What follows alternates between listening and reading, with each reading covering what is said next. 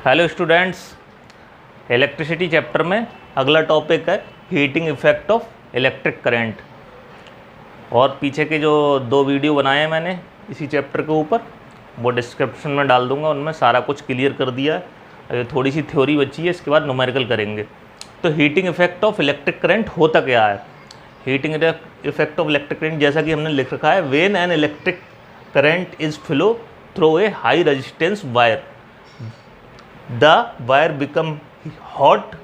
ठीक है, the wire become hot and produce heat. This is known as heating effect of electric current.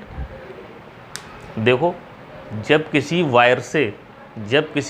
High resistance वाले wire से current flow कराई जाती है तो वो वायर गर्म हो जाता है। इसे ही हम heating effect of electric current कहते हैं।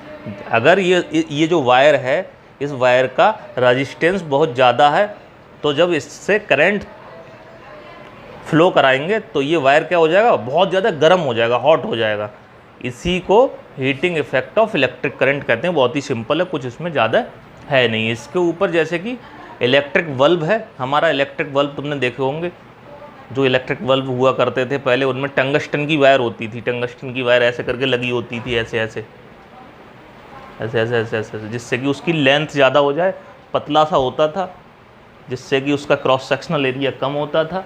और लेंथ ज़्यादा होती तो मैंने तुम्हें रेजिस्टेंस पढ़ाया ही था। रेजिस्टेंस बढ़ाने के लिए क्या करते हैं हम? रजिस्टिविटी तो उसकी मटेरियल की होती है, टंगस्टन मटेरियल ले लिया, उसकी रजिस्टिविटी हाई ज़्यादा होती है, इसलिए उसको यहाँ पे लगा देंगे। और लेंथ जितनी ज़्यादा होगी उतना ज़्यादा होगा, क्रॉस सेक्शनल एरिया जितना कम होगा उतना ज़्यादा होगा रेजिस्टेंस। तो रेजिस्टेंस इस पर डिपेंड करता है, इसीलिए टंगस्टन का वायर लिया जिसकी रो ज़्यादा होती है।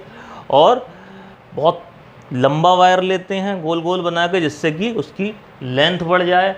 और पतला वायर लेते हैं जिससे कि उसका क्रॉस सेक्शनल एरिया घट जाए। जब जाकर ये कम होगा, ये दोनों ऊपर की चीज़ें दोनों ज़्यादा होंगी और डिवाइड होने वाली चीज़ नीचे की कम होगी, तो इसकी वैल्यू बढ़ जाएगी, रेजिस्टेंस की वैल्यू। इसीलिए टंगस्टन का वायर यूज होता था, क्योंकि वो हाई रेजिस्टेंस वायर होता था। और जो भी हीटर में भी हीटर जो होता है वो भी heating effect of electric current पे ही वर्क करता है। उसका भी जो वायर होता है वो भी तुमने देखा होगा, ऐसे गोल गोल छल्लेदार वायर होता है, वो भी हाई रेजिस्टेंस वायर होता है। इस पर ही प्रेस, जो कपड़ों पे प्रेस करते हैं, वो भी heating effect of electric current पे ही काम करती है। प्रेस हो गई, हीटर हो गया, बल्ब हो गया, तो ये सारी चीज़ें heating effect of electric current पे काम करती हैं। इसमें जो मटेरियल यूज होता है, या जिस मटेरियल का वायर बनाया जाता है, उसकी रजिस्टिविटी बहुत ज़्यादा ली जाती है और रेजिस्टेंस जिसकी वजह से बहुत ज़्यादा होता है। तो ये तो होगा इसका बेसिक्स। ठीक है, अब इसकी बात कर लेते हैं हम। चलो इसको मिटाते हैं। अच्छा, अब इसका फॉर्मूला बनाते हैं हीट एनर्जी का। हमने हीट प्रोड्यूस हुई, तो हीट क्या है? हीट एक एनर्जी है। ठीक है, हीट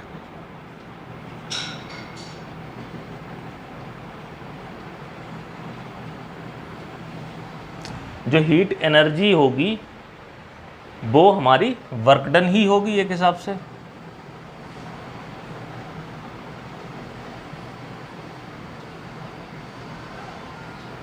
और वर्क डन W क्या होता है? VQ, voltage into charge. अब V की जगह हम क्या लगा सकते हैं? V क्या होता है? IR। और Q क्या होता है? IT। तो पहले V ही लिखा रहने दो, V की जगह, इसकी जगह IT डाल दो। तो जो हीट एनर्जी यानी H हो गई एक, तो उसके लिए फॉर्मूला ये हो गया VIT। एक फॉर्मूला हो गया VIT। अच्छा, अब V की वैल्यू जब डाल देते हैं हम इसमें,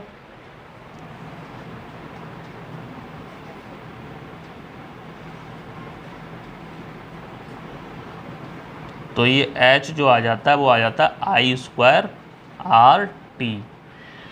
तो हीट एनर्जी का एक फॉर्मूला ये हो गया I²RT। एक हो गया H = VIT, एक हो गया H = I²RT। हाँ, तो देखते हैं हीट एनर्जी यानी कि work done W equals to होता है VQ, Q की जगह हमने क्या रख दिया IT, तो VIT आ गया।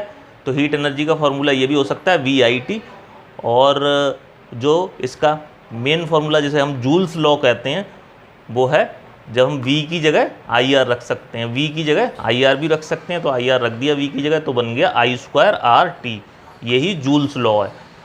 तो जूल्स लॉ है क्या? जूल्स लॉ हमें बताता है, joules law state that H, हमें जो जूल्स लॉ है वो 3 बातें कहता है हमसे। H प्रोपोर्शनल है I² के, H प्रोपोर्शनल होगा R के, और H प्रोपोर्शनल होगा टाइम के। तो ये जो तीनों चीज़ें मिल जाती हैं तो यही बन जाता है जूल्स लॉ। ये फॉर्मूला ही जूल्स लॉ है, क्योंकि ये फॉर्मूला ही कहता है हमसे H प्रोपोर्शनल है I² के, H प्रोपोर्शनल है R के, H प्रोपोर्शनल है T के, और ये तीनों बातें ही हमारी जूल्स लॉ होती हैं। ठीक है, अच्छा, तो ये हो गया heating effect of electric current. Hello students, अगला टॉपिक है इलेक्ट्रिक पावर। ये लास्ट टॉपिक है इस चैप्टर का, इलेक्ट्रिसिटी चैप्टर का। तो इलेक्ट्रिक पावर क्या होती है? इलेक्ट्रिक पावर यानी कि हीट एनर्जी प्रोड्यूस्ड पर unit time is called electric power. ये लिख रखा है मैंने, heat electric energy consumed per unit time is called electric power. Electric energy मान ले मतलब हीट एनर्जी, जो पीछे अभी इन लोगों ने पढ़ी थी हीट एनर्जी, वो जो पर उसका जो रेट होता है कंज्यूम होने का, उसे ही हम पावर कहते हैं। ये भी कह सकते हैं rate of consumption of heat energy is called power. कई एक लैंग्वेज में इसकी हम डिफाइन कर सकते हैं कि rate of electric energy consumed is called power, या electric energy consumed per unit time is called power. इससे ही हम इसका फॉर्मूला बना सकते हैं। पावर को P से डिनोट करें तो electric energy consumed per unit time. Electric energy क्या होती है हमारी? W या H, H अपॉन T। तो H हमारे पास क्या है? पीछे हम पढ़ चुके हैं, H है हमारे पास VIT अपॉन T, T से T कैंसिल, यानी पावर जो हो गई वो हो गई VI।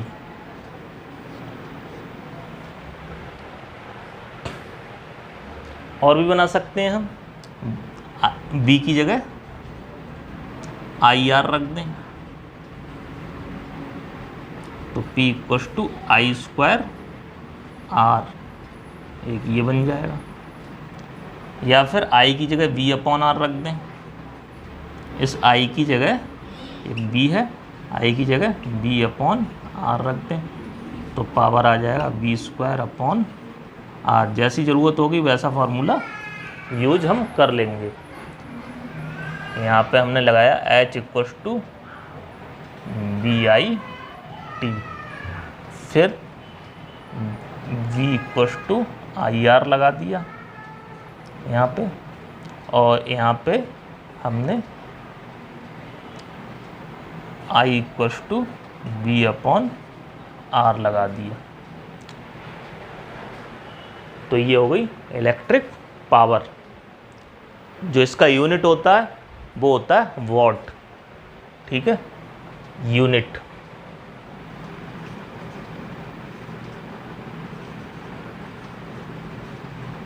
यूनिट ऑफ पावर क्या होना चाहिए? इसका एनर्जी का यूनिट जूल होता है, तो जूल अपॉन सेकंड होना चाहिए। तो 1 जूल पर सेकंड को ही 1 वॉट कह देते हैं। ठीक है, तो ये हो गया यूनिट। 1 जूल पर सेकंड को ही 1 वॉट कह देते हैं। तो देखते हैं, यूनिट ऑफ पावर 1 जूल पर सेकंड होना चाहिए, इसी को हम 1 वॉट कह देते हैं। ठीक है, और commercial unit of heat energy, यानी जो हीट एनर्जी जो H था उसका कॉमर्शियल यूनिट होता है, वो होता है 1 किलोवाट आवर।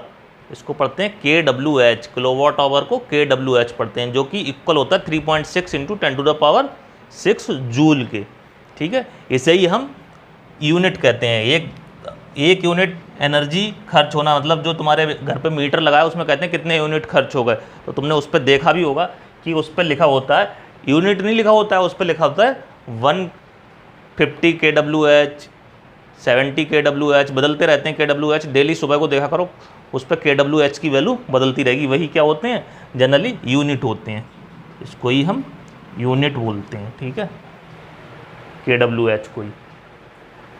अच्छा, मैंने पावर बता दिया था, पावर हीट एनर्जी पर unit time is called power, ठीक है।